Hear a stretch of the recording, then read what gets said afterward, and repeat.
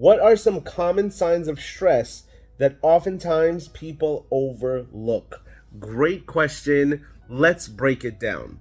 Sometimes we might feel like we have a headache, or our back might hurt, or we might feel some muscle tension in our body, or we might feel irritable or fatigue. That could very much be because we're actually stressed out and we're not alert and mindful about it and self aware of what's actually going on in our life. We will always have stress a part of our life. That's just how the world works. We can never remove stress from our life, but we can definitely learn how to manage it better. I'll give you an example. For example, traffic, right? We are not able to remove traffic from our life. It'll always be there, but it's how we respond to it that can make the experience sitting in the car much better and much more relaxing. The same goes with our life. We can learn how to create a healthier strategy to make our life more manageable and where we can actually experience more joy. So let's break it down, and I'll give you a few tips that you can do to feel less stressed in your life. If stress is affecting you, if it's getting in your way and ruining your relationships and ruining your productivity and making you feel exhausted and broken down, here are some things you can try out. Number one is staying organized or getting organized. Organization is not just a nice thing to have. Organization can help you function better. Even something like cleaning up your area around you, or organizing your desktop, what it might look like, or even your notes or your documents, or even organizing your bag, or organizing your car or your workspace, wherever you are. That's something that can help you feel a little bit more calm and relaxed.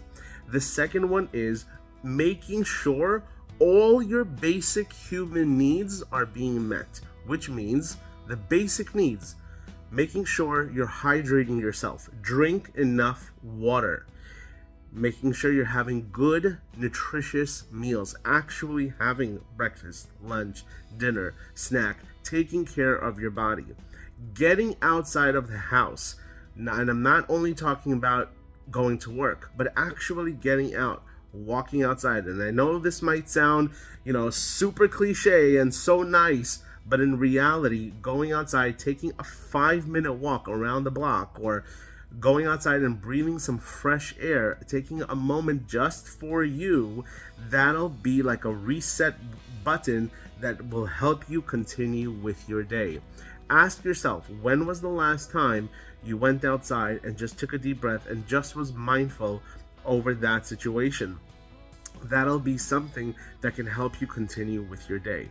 Once you have all your basic needs met, especially sleep, sleep is really, really, really important. And I'm not talking about just going to sleep, 12 or 1 a.m. I'm talking about getting to bed on time, getting enough sleep, waking up feeling rested. We have to make sure your basic human needs are being met as well.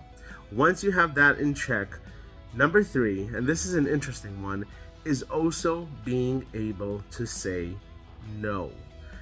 This is an interesting one, right? Being able to say no. Sometimes we try to take on so many projects, and the worst problem is we try to do these projects all at the same time.